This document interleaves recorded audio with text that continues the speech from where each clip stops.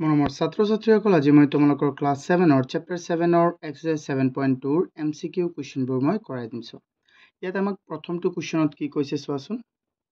ইয়াত কৈছে যে find out the correct statements from the following question, মানে তলৰ কুৱেশ্যনবোৰৰ পৰা আমাক যি চাৰিটা অপশ্যন দিয়া আছে, এই প্ৰতিটো ষ্টেটমেণ্টৰ প্ৰতিটো কুৱেশ্যনৰ কাৰণে চাৰিটা আমাৰ উত্তৰ দিয়া আছে। এতিয়া কোনটো শুদ্ধ হয় সেইটো আমি বাছি উলিয়াব লাগে। চোৱা, এটা আমাক কৈছে if in triangle ABC and PQR, AB যদি কিমান হয় 4 cm, BC 5 cm, AC 6 cm, PQ 4, এইটো 5 আৰু PR কিমান 6, তেন্তে আমাৰ ইয়াত কোনটো শুদ্ধ হ'ব চোৱাচোন। মই এবাৰ দেখুৱাই দিওঁ। ইয়াত আমাক কৈছে কি সেইটো চোৱা, আমাক কৈছে দুটা ত্ৰিভুজ, এটা হ'ল কি ABC আৰু এটা PQR, ABC PQR।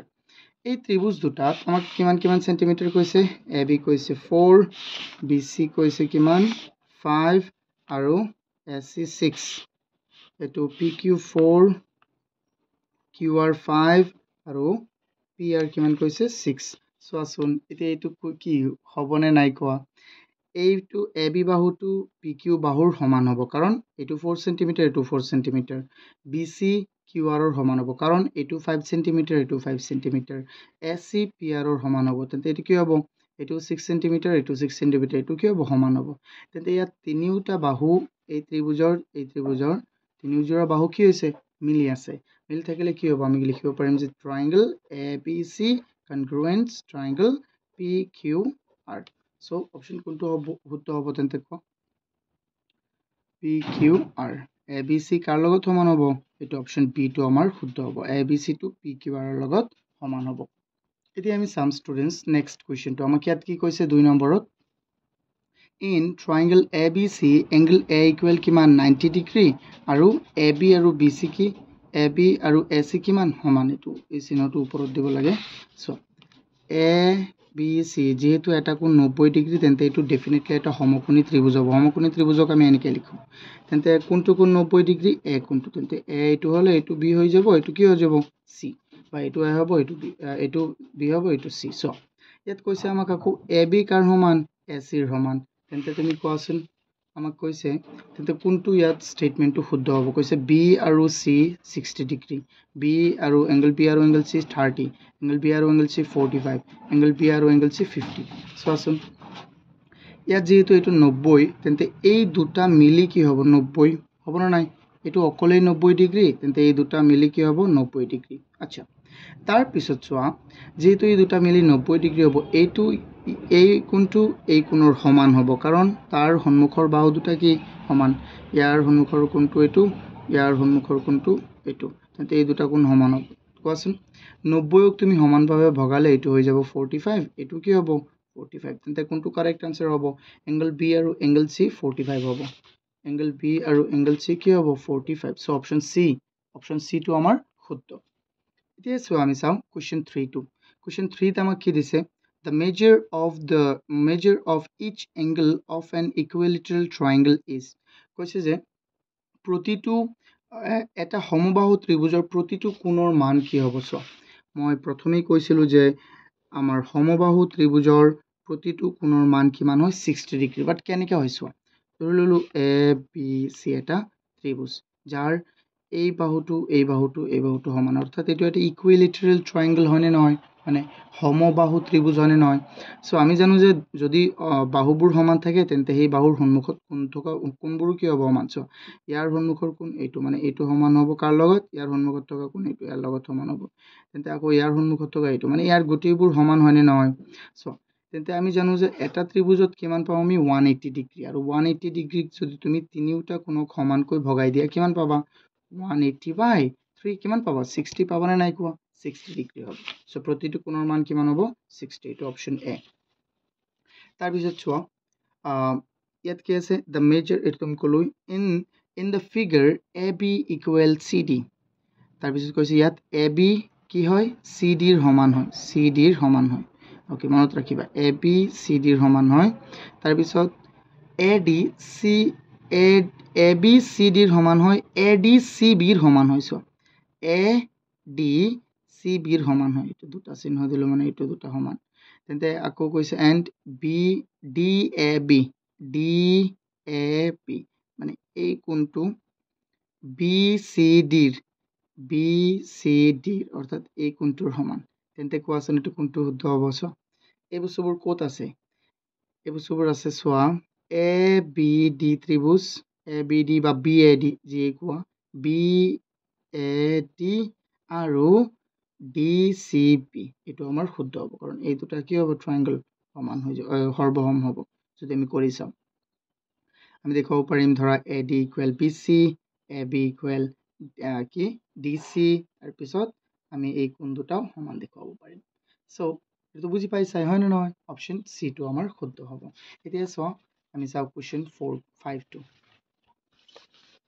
কুৱেশ্যন 5 আমাৰ কি আছে ইয়াত আমাক কি কৈছে চোৱা ষ্টুডেণ্টছ ইয়াত আমাক কৈছে in triangle A B C and triangle P Q R triangle A B C আৰু ট্ৰায়াংগল পি কিউ আৰত এ বি কিমান কৈছে 3.5 বি চি কৈছে 7.1 A C 5 P Q 7.1 Q R 5 আৰু P R 3.5 which of the following statement is correct so ইয়াত আমি প্ৰথমে বনাই লওঁ তেতিয়া তোমাৰ বেছি সহজ হ'ব এনেও তুমি বুজি পাবা কিন্তু চোৱা এইটো মই যদি লিখি লওঁ তেতিয়া তোমাৰ বেছি সহজ লাগিব আৰু এটা হ'ল পি কিউ আৰ এতিয়া চোৱা এ বি কিমান এ বি হ'ল 3.5 বি চি 7.1 আৰু এ চি 5 তাৰপিছত আকৌ চোৱা আকৌ কি হৈ যাব ষ্টুডেণ্টছ এইটো হ'ল পি কিউটো আমাৰ কৈছে 7.1 পি কিউ 7.1 কিউ আৰ 5 আৰু পি আৰ হ'ল আমাৰ 3.5 তেন্তে এইটো কোনটো শুদ্ধ হ'ব চোৱা এছ এ বি পি আৰৰ লগত মিলিব আৰু বি চি মিলিব কাৰ লগত বি চি মিলিব পি কিউৰ লগত আৰু এ চি মিলিব কাৰ লগত কিউ আৰৰ লগত এতিয়া চোৱাচোন আমি কেনেকৈ ক'ম চোৱা তুমি নিজেই কোৱা আমি প্ৰথমটো যদি ধৰি লওঁ এ বি চি ধৰি ল'লোঁ প্ৰথমটোক এ বি চি আমি লিখিলে তাৰপিছত এইটো কোনটোৰ লগত হ'ব চোৱাচোন তুমি 3.5টো তুমি চেষ্টা কৰাচোন এনেকৈ লিখিবলৈ তেতিয়া মিলি যাব মই লিখি দিওঁ লাগিলে চোৱা এইটো 3.5টো ইফালে আছে এইটো হ'ল 5 এইটো হ'ব 7.1 এইটো হৈ যাব 5 তেন্তে এইটো কিমান হ'ব লাগিব আৰ পি